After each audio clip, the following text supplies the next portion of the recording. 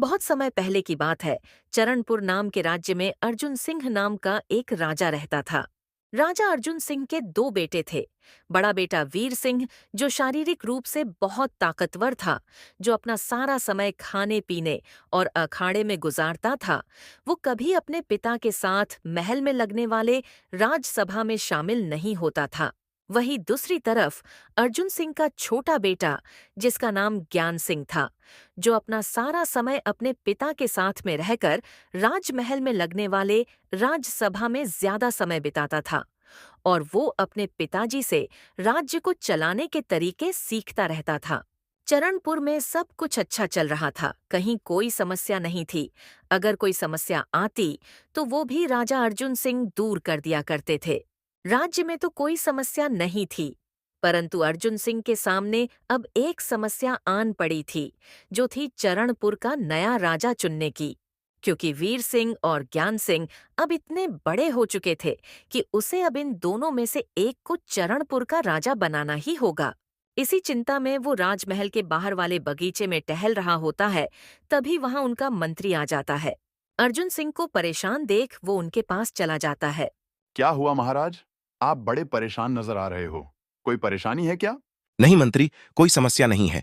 जब कोई समस्या नहीं है तो आप इतनी चिंता में क्यों दिखाई दे रहे हो? चिंता की कोई बात नहीं है मंत्री, बस एक दुविधा में फंस गया हूं। कैसी दुविधा महाराज? मुझे बताइए, शायद मैं कोई मदद कर सकूं। मंत्री, तुम तो जानते हो कि वीर और ज्ञान अब दोनों इतने बड़े और समझदार हो चुके हैं कि अब मुझे इन दोनों में से एक को अपने राज्य का राजा बना देना चाहिए। हाँ, तो इसमें समस्या कैसी महाराज? ये तो बहुत आसान है। आप ज्ञान बेटा को अपने राज्य का अगला राजा बना दीजिए। ऐसा क्यों मंत्री? मुझे ज्ञान को राजा क्यों बनाना चाहिए? क्योंकि महाराज, ज्ञान बेटा काफी समझदार है और वो हमेशा आपके साथ में रहकर राज्य को चलाने के तौर तरीके सीखते रहते हैं, जिससे उन्हें आगे अच्छा राजा बनने में मदद मिलेगी। मंत्री, बात तो तुम्हारी सही है, परंतु अगर मैं ज्ञान को खाली इस बात के लिए उसे राज्य का राजा बना दूं कि वो अपना सारा समय मेरे साथ रहकर राज्य की समस्याएं सुनता है, तो ये वीर के साथ नाइंसाफी होगी। क्योंकि राजा को खाली राज्य की समस्याएं नहीं दूर करनी होती हैं, समय आने पर उसे राज्य के लिए राज्य के दुश्मनों से लड़ना भी होता है, जिस चीज में वीर को महारत हासिल है। हाँ महाराज, बात तो आपकी सही है। फिर ये तो बहुत बड़ी समस्या है। हाँ मंत्री, तभी तो मैं तुम्हें इतना परेशान लग रहा हूं। पर आप उन्हें अभी राजा क्यों बना रहे हो? अभी तो आप काफी अच्छे हो, तो इतनी जल्दी क्या है? बात जल्दी की नहीं है, पर आज नहीं तो कल मुझे इन दोनों में से एक को राजा तो बनाना ही पड़ेगा ना। हाँ महाराज, पर आप दोनों में से एक को कैसे राजा बनाओगे? वही तो सोचना है मंत्री, कि वीर और ज्ञान में से किसे राजा बनाया जाए। महाराज, मेरे पास एक सुझाव है जिससे शायद आपको कुछ मदद मिल सके। हाँ मंत्री, बताओ क्या सुझाव है। महाराज, क्यों ना अपने राज्य के साधु बाबा को बुलाया जाए और उनसे इस समस्या के बारे में बात की जाए। शायद वो कोई उपाय बता सके। हाँ मंत्री, बात तो तुमने सही कही, ये बात मेरे दिमाग में क्यों नहीं आई। जाओ जल्दी से बाबा को बुला लाओ। ठीक है महाराज, मैं अभी जाकर बाबा को बुला लाता हूँ। मंत्री फटाफट से साधु बाबा के यहाँ पहुंच जाता है। बाबा, आपको महाराज ने बुलाया है। क्या हुआ मंत्री बेटा? अचानक क्यों बुला लिया महाराज ने? कोई समस्या आन पड़ी है क्या? हाँ बाबा, इसीलिए तो आपको उस समस्या को दूर करने के लिए महाराज बुला रहे हैं। ठीक है बेटा, तुम चलो, मैं थोड़ी देर में आकर महाराज से मिलता हूँ। फिर थोड़ी देर बाद जब अर्जुन सिंह अपने राजमहल में टहल रहा होता है, तभी वहां साधु बाबा आते हैं। बोलो बेटा, क्या हुआ? इतने परेशान क्यों हो? अच्छा हुआ बाबा आप आ गए, मैं कब से आपका ही इंतजार कर रहा था। हाँ बेटा, मंत्री ने मुझे बताया था कि तुम बहुत परेशान हो किसी समस्या की वजह से। हाँ बाबा, एक समस्या तो है जिससे मैं बहुत परेशान हो गया हूँ। बोलो बेटा, क्या समस्या आ गई है? बाबा, आप तो जानते हो मेरे दो बेटे हैं, वीर और ज्ञान, और अब मुझे अपना अगला उत्तराधिकारी चुनना है और मैं दोनों में से किसे चुनूं इसी दुविधा से परेशान हूं। एक तरफ वीर है जो बहुत बलशाली है और दूसरी तरफ ज्ञान है जो बहुत ही बुद्धिमान है। पर आप तो जानते हो कि राज्य की कमान संभालने वाले को दोनों ही सूरतों में अच्छा होना चाहिए और मैं किसी एक को चुनकर दूसरे के साथ गलत नहीं कर सकता। बेटा, अगर तुम नहीं चुन पा रहे हो तो ये जिम्मेदारी राज्यवासियों को सौंप दो। वो जिसे चुन लेंगे फिर तुम उसी को अपना उत्तराधिकारी बना लेना। बाबा, मैं कुछ समझा नहीं, राज्यवासी कैसे चुनेंगे? देखो बेटा, तुम्हें पता है कि वीर बलशाली है और ज्ञान बुद्धिमान, पर क्या तुमने अब तक वीर की बुद्धि की परीक्षा ली है और ज्ञान के पास कितनी शक्ति है उसका भी अनुमान लगाया है? नहीं बाबा, अब तक तो नहीं। हाँ, तो तुम्हें सबसे पहले उनकी काबिलियत की परीक्षा लेनी होगी। तो कुछ इस तरह की चुनौती उन दोनों के सामने रख दो जिसे सुलझाने में बल का भी प्रयोग लगे और बुद्धि का भी। और ये चुनौती उन्हें राज्य के लोगों के बीच में जाकर साबित करनी होगी, ताकि राज्यवासियों को भी लगे कि महाराज अर्जुन सिंह ने सही दावेदार चुना है राजा बनने के लिए। पर तुम पहले तो दोनों को इस बारे में बता दो कि तुम उन दोनों में से एक को चरणपुर का अगला राजा बनाने वाले हो, और राजा चुनने से पहले उन्हें यह साबित करके दिखाना होगा कि दोनों इस योग्य हैं कि उन्हें राज्य का कार्यभार सौंपा जा सके। शुक्रिया बाबा, क्या खूब तरीका बताया है आपने। इससे तो मेरी सारी समस्या ही दूर हो जाएगी। बेटा, पर याद रखना, चुनौती ऐसी हो कि बल और बुद्धि दोनों की परीक्षा एक साथ हो जाए। हाँ बाबा, मैं समझ गया। राजा अर्जुन सिंह को इतना बढ़िया सुझाव देकर बाबा वहां से चले जाते हैं और अर्जुन सिंह राजमहल में फिर से टहलना शुरू कर देता है। टहलते टहलते अर्जुन सिंह अचानक रुक जाता है और अपने मंत्री को बुलाता है। अर्जुन सिंह के बुलाते ही मंत्री फौरन से वहां पहुंच जाता है। महाराज, आपने मुझे बुलाया? हाँ मंत्री, साधु बाबा ने बहुत बढ़िया सुझाव दिया है अपना अगला उत्तराधिकारी चुनने के लिए। क्या बात है महाराज, यानी बाबा को यहाँ बुलाना सफल साबित हुआ? हाँ मंत्री, और बाबा के हिसाब से मुझे वीर और ज्ञान में से एक को राजा बनाने से पहले वीर की बुद्धि की और ज्ञान के बल की परीक्षा लेनी चाहिए। पर आप ये कैसे करोगे महाराज? कुछ सोचा है क्या आपने? हाँ मंत्री, पर उसके लिए मुझे अपने राज्य के 2 ऐसे गांव बताओ जिन गांवों में केवल एक एक कुआं हो और दूसरा पानी का स्रोत ना हो, और हाँ, दोनों एक दूसरे के अगल बगल में हो। रुकिए महाराज, मुझे थोड़ी देर सोचने दीजिए। महाराज की ये बात सुन मंत्री दोनों गांवों के बारे में सोचने लगता है। फिर थोड़ी देर में वो महाराज को 2 ऐसे गांवों के नाम बता देता है। महाराज, ऐसे 2 गांव तो है जिन गांव में एक एक कुआं है। एक का नाम सरना है, जहां केवल एक कुआं है, और दूसरे का नाम अधिया है, जहां एक कुआं है, और दोनों गांव के पास दूसरा कोई पानी का स्रोत नहीं है। मंत्री, दोनों गांव एक दूसरे के अगल बगल में है ना? हाँ महाराज, एकदम अगल बगल में। परंतु महाराज, मुझे भी तो बताइए, आपने क्या सोचा है? कैसे लोगे दोनों की परीक्षा? थोड़ा धैर्य रखो मंत्री, तुम्हें खुद ब खुद पता चल जाएगा कि मैंने क्या सोचा है। महाराज, मैं ये तो समझ गया कि आपने दोनों गांव परीक्षा के लिए सोचे हैं, पर कम से कम ये तो बता दीजिए कि दोनों गांव अगल बगल में क्यों होने चाहिए? यह भी तुम्हें पता चल जाएगा मंत्री कि दोनों गांव अगल बगल में क्यों होने चाहिए। तुम पहले फटाफट से वीर और ज्ञान को बुला लो।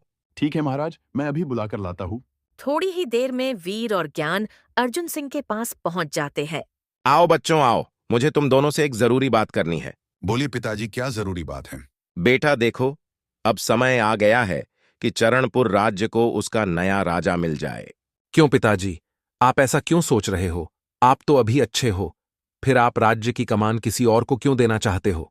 बेटा, राजा के पद की कमान मैंने अभी किसी को नहीं सौंपी तो बाद में देर हो जाएगी, और ऐसा मैं नहीं होता देख पाऊंगा। तो मेरे जीते जी ये कमान या तो वीर तुम्हें या ज्ञान तुम्हें, तुम दोनों में से एक को सौंपना चाहता हूं। पिताजी की ये बात सुनकर वीर तो बहुत खुश हो जाता है। हाँ पिताजी, मैं तो तैयार हूँ। मैं चरणपुर का नया राजा बनने तैयार हूँ। और बेटा ज्ञान, तुम्हारा क्या कहना है? तुम्हें नहीं बनना क्या राजा?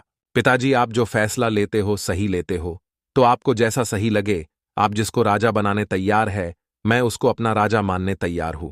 देखो बच्चों, इस पद के लिए 2 उम्मीदवार है, एक बेटा वीर तुम और बेटा ज्ञान तुम। पर मैं किसी एक को राजा बनाकर दूसरे के साथ अन्याय नहीं कर सकता, इसलिए तुम दोनों को मुझे साबित करके दिखाना होगा कि तुम इस पद के सही दावेदार हो। बोलिए पिताजी, हमें क्या करना होगा? मैं तो तैयार हूँ किसी भी प्रकार के परीक्षा के लिए। वीर बेटा, तुम्हें सरना गांव में जाना है और ज्ञान तुम्हें अधिया गांव में। गांव में जाना है? पर क्यों पिताजी, हम गांव में जाकर क्या करेंगे? देखो बच्चों, सरना गांव और अधिया गांव दोनों में एक एक कुआं है और दूसरा कोई पानी का स्रोत नहीं है, जिस कारण उन गांव वालों को गर्मी के महीनों में काफी तकलीफ होती है। तो मैं चाहता हूं कि तुम उन लोगों के लिए कहीं से भी एक और पानी के स्रोत का इंतजाम कर दो, ताकि आने वाले गर्मियों के समय पर उन्हें पानी के लिए तकलीफ ना हो। ठीक है पिताजी, मैं अभी जाकर उन गांव वालों के लिए पानी के दूसरे स्रोत का इंतजाम कर देता हूँ। रुको बेटा, तुम्हें अकेले ही जाना होगा। तुम अपने राजमहल के किसी भी सैनिक या सिपाही को अपने साथ नहीं ले जा सकते। जो भी करना है तुम्हें अकेले करना है। अर्जुन सिंह की ये बात सुनकर वीर तो चौंक जाता है। क्या कहा पिताजी आपने? तो हमें अकेले ही गांव में जाकर उनके लिए पानी के दूसरे स्रोत का इंतजाम करना होगा। हाँ बेटा, जो भी करना होगा तुम्हें अकेले करना होगा। उसके बाद क्या था, वीर तुरंत वहां से बिना कुछ सोचे समझे सरना गांव के लिए निकल जाता है। पर ज्ञान वहीं रुककर अर्जुन सिंह से बात करने लगता है। पिताजी, मेरा एक प्रश्न था, क्या मैं पूछ सकता हूँ? हाँ बेटा, पूछो, क्या पूछना है। पिताजी, हम राजमहल के सिपाही और सैनिकों की मदद नहीं ले सकते, पर उसके अलावा किसी की मदद ले सकते हैं ना? हाँ बेटा, राजमहल के सैनिकों और सिपाहियों के अलावा तुम जिसकी चाहे उसकी मदद ले सकते हो। ठीक है पिताजी, तो मैं भी जा रहा हूँ अधिया गांव, उन गांव वालों के लिए पानी के दूसरे स्रोत का इंतजाम करने। फिर वहां से ज्ञान भी अधिया गांव के लिए निकल जाता है। सबसे पहले हम जानते हैं कि वीर ने सरना गांव वालों के लिए दूसरे पानी का स्रोत का इंतजाम करने के लिए क्या किया। वीर अर्जुन सिंह के कहे अनुसार सरना गांव में पहुंच जाता है। चलो, अब यहाँ आ तो गया हूँ, पर अब ये सोचना होगा कि कैसे पानी के दूसरे स्रोत का इंतजाम करूं। वीर को अपने बल की शक्ति पर बहुत ज्यादा घमंड था। वो बिना कुछ सोचे समझे सीधे गांव के खेतों में जाकर खुदाई करने लगता है। वो बिना किसी से पूछे अलग अलग गांव वालों के खेतों में खुदाई करता है। इसी तरह अलग अलग लोगों के खेतों में खोदते खोदते 3-4 दिन बीत जाते हैं।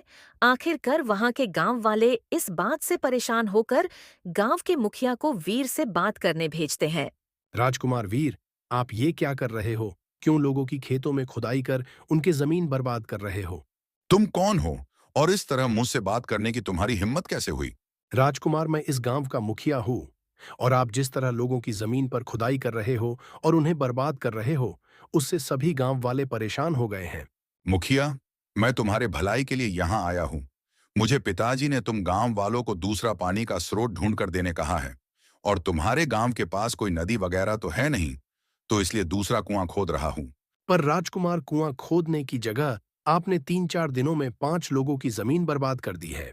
राजकुमार, हो सके तो आप रहने दो, हम गांव वाले आपके जगह कुआं खोद देते हैं। नहीं मुखिया, मैं इतना निर्बल भी नहीं हूँ कि एक कुआं खोदने के लिए तुम गांव वालों की सहायता लूं। मुखिया परेशान होकर वहां से चला जाता है और वीर अपने काम में लगा रहता है। इसी तरह वीर बिना किसी के मदद के और 5-6 दिनों तक अलग अलग और लोगों के खेतों में खोदता है, पर उसे कहीं भी सफलता नहीं मिलती है। इस वजह से परेशान होकर वीर वहां से निकलकर राजमहल के लिए निकल जाता है। अब जानते हैं ज्ञान ने अधिया गांव वालों के लिए पानी के दूसरे स्रोत का इंतजाम करने के लिए क्या किया। ज्ञान भी अधिया गांव में पहुंच जाता है और वो सबसे पहले गांव के मुखिया के पास पहुंचता है। ज्ञान जब मुखिया के पास पहुंचा तो देखता है मुखिया सोया हुआ था। मुखिया को सोता देख ज्ञान उसे आवाज लगाता है। मुखिया काका, ओ मुखिया काका, जरा सुनिए तो। ज्ञान की आवाज सुनकर मुखिया उठ जाता है और ज्ञान को देख थोड़ा चौंक जाता है। अरे राजकुमार ज्ञान, आप यहाँ? क्या हुआ, कुछ काम था क्या? हाँ मुखिया जी, मुझे पिताजी ने भेजा है। वो बोल रहे थे आपके गांव में केवल एक कुआं है और उसके अलावा दूसरा कोई पानी का स्रोत नहीं है। हाँ राजकुमार, ये बात तो सही है। हमारे गांव में पानी के स्रोत के नाम पर केवल एक कुआं है। मुखिया जी, इसी परेशानी को दूर करने पिताजी ने मुझे भेजा है। पर वो तुम कैसे दूर करोगे बेटा? देखिए मुखिया जी, आपके गांव के पास से कोई नदी तो नहीं गुजरती है, इस कारण हमें गांव में एक और कुआं खोदना होगा। हाँ बेटा, हमें मंजूर है, पर कहाँ खोदे जहाँ पानी मिल सके? देखिए मुखिया जी, हमें जमीनी स्थल का पानी सिर्फ वहीं मिल सकता है जहां पेड़ पौधे हमेशा हरे भरे रहते हैं और गर्मियों में भी उन पर इतना असर नहीं पड़ता। मुखिया जी, ऐसी कोई जगह है आपके नजर में? हाँ बेटा, हमारे गांव के बगीचे के पास जो खेत है, उसके पास के पेड़ पौधे हमेशा हरे भरे रहते हैं। हाँ तो मुखिया जी, हमें खुदाई वहीं करनी होगी। बेटा, तो हम लोग कब से खुदाई शुरू करें? मुखिया जी, करे नहीं करेंगे, मैं भी सभी लोगों के साथ मिलकर खुदाई का काम करूंगा, क्योंकि ये जिम्मेदारी पिताजी ने मुझे दी है। ठीक है बेटा, तो कब से शुरू करेंगे खुदाई का काम? मुखिया जी, कल सुबह आप 3-4 लोगों को खुदाई के सामान के साथ वहां लेकर पहुंच जाना, मैं आप लोगों से वहीं मिलूंगा। ठीक है बेटा, मैं सुबह सारे साजो सामान के साथ पहुंच जाऊंगा। फिर क्या, अगली सुबह ज्ञान सबसे पहले आकर बगीचे वाले जमीन के पास खड़े हो जाता है और बाकी गांव वालों का इंतजार करने लगता है। फिर थोड़ी देर बाद मुखिया कुछ गांव वालों को लेकर वहां पहुंच जाता है। लो बेटा, आ गए हम। बताओ कहाँ कहाँ खुदाई करनी है। मुखिया जी देखिए, हम सिर्फ एक जगह पर खुदाई करके पानी मिलने की उम्मीद नहीं कर सकते। इसीलिए हम सबको पहले अलग अलग जगह पर खुदाई करनी होगी, और जैसे ही किसी एक जगह पर भी पानी मिले तो हम सब मिलकर उस जगह पर खुदाई करेंगे। इससे हमारा काम बहुत जल्दी हो जाएगा। फिर क्या था, सारे गांव वाले और ज्ञान मिलकर अलग अलग जगह पर खुदाई करना शुरू कर देते हैं। खुदाई करते करते सारे गांव वाले थक जाते हैं, तो ज्ञान मुखिया जी को बुलाकर उन सभी को थोड़ी देर आराम करने कहता है। मुखिया जी, सभी गांव वाले थक गए हैं, थोड़ी देर सभी को आराम करने कह दो। थोड़ी देर आराम करेंगे तो काम करने में और ऊर्जा मिल जाएगी। ठीक है बेटा, जैसा तुमको सही लगे। ज्ञान के कहे अनुसार सारे गांव वाले एक पेड़ के नीचे बैठकर आराम करने लगते हैं और खाना वगैरह खाने लगते हैं। सारे लोग खाना खा रहे होते हैं, परंतु ज्ञान अभी भी खुदाई का काम शुरू रखता है और उसे काम करता देख मुखिया उसे भी खाना खाने बोलने जाते हैं। बेटा बस करो, चलो सबके साथ मिलकर कुछ खा लो और थोड़ी देर आराम कर लो। नहीं मुखिया जी, बस थोड़ी देर और काम कर लेता हूँ, फिर आकर खा लूंगा। वैसे भी मुझे अभी इतनी भी भूख नहीं लगी है। ठीक है बेटा, जैसा तुमको सही लगे, पर थोड़ी देर में आकर खाना खा लेना। ठीक है मुखिया जी, आप लोग खाना खाकर थोड़ी देर आराम कर लीजिए, तब तक यह मैं संभालता हूँ। फिर क्या था, मुखिया भी सबके साथ मिलकर खाना खाने बैठ जाता है और ज्ञान खुदाई में लगा रहता है। जब सभी गांव वाले और मुखिया खाना खाकर आराम कर रहे होते हैं, तभी जहां ज्ञान खुदाई कर रहा होता है, तभी वहां एक पानी का फुव्वारा निकलता है, जिससे देख ज्ञान बहुत खुश होता है और सारे गांव वालों को आवाज लगाने लगता है। मुखिया जी जल्दी आइए और देखिए, आखिरकार हमें पानी मिल गया। मुखिया पानी का फुव्वारा देख बहुत खुश होता है और ज्ञान का धन्यवाद करने लगता है। अरे मुखिया जी, धन्यवाद किस बात का? मैं आपके राज्य का राजकुमार हूं, तो पिताजी के साथ साथ मेरी भी तो कुछ जिम्मेदारी होती है अपने राज्यवासियों के प्रति। हाँ बेटा, बात तो तुमने सही कही। और बेटा अब खुदाई का काम आप हम पर छोड़ दो। पानी का स्रोत तो मिल चुका है, बाकी का हम लोग खोद देंगे। ठीक है मुखिया जी, फिर मैं राजमहल के लिए निकलता हूँ, बाकी का आप लोग संभाल लेना। ठीक है बेटा, तुम निश्चिंत होकर राजमहल चले जाओ, बाकी का हम संभाल लेंगे। इस तरह वीर और ज्ञान दोनों की चुनौती समाप्त होती है, जिसमें ज्ञान सफल होता है और वीर असफल। वीर और ज्ञान दोनों गांवों के सफर के बाद अर्जुन सिंह से राजमहल में मिलते हैं। और बच्चों, कैसा रहा तुम दोनों का गांव का सफर? पिताजी, मैंने बहुत कोशिश की पर मुझे सफलता नहीं मिली। देखो बच्चों, किसके साथ क्या हुआ मैं सब जानता हूँ। वीर, तुम असफल हुए और ज्ञान सफल हुआ, पर क्या तुम जानते हो तुम्हारे असफल होने का कारण और ज्ञान के सफल होने की वजह नहीं ना? नहीं पिताजी, मैं कुछ नहीं समझा। बेटा, तुमने कुआं खोदने का सोचा, वो बिल्कुल सही था, पर तुमने बिना कुछ सोचे समझे किसी भी जगह खोदना शुरू कर दिया, और तुम अपने बल की शक्ति के कारण तुमने और किसी की मदद नहीं ली। तुम बस अपने बल के भरोसे कुआं खोदने की सोच रहे थे, जिस कारण तुम्हें सफलता नहीं मिली। और वही दूसरी तरफ ज्ञान ने भी कुआं खोदने का सोचा, परंतु उसने सोच समझकर खुदाई की जगह का चुनाव किया और अपने बल के साथ साथ और गांव वालों को भी साथ लेकर खुदाई की, जिस कारण उसको सफलता इतनी जल्दी मिली। तो वीर बेटा, तुम कुछ समझे या नहीं? जी पिताजी, मैं समझ गया कि बल के साथ इंसान को बुद्धि का भी प्रयोग करना चाहिए और खुद के बल पर पूरा भरोसा करने की जगह एकता की ताकत को मान सम्मान देना चाहिए। तो दोस्तों, इस तरह वीर को एक अच्छा सबक मिल गया था और ज्ञान ने बुद्धि की ताकत और एकता के बल का प्रयोग करके अर्जुन सिंह द्वारा दिए गए चुनौती को पार कर दिखाया और चरणपुर का अगला राजा बनाने की अपनी क्षमता को भी साबित कर दिखाया। दोस्तों, इस तरह की और शानदार कहानियां देखने के लिए हमारे इस चैनल को जल्द से जल्द सब्सक्राइब कर ले।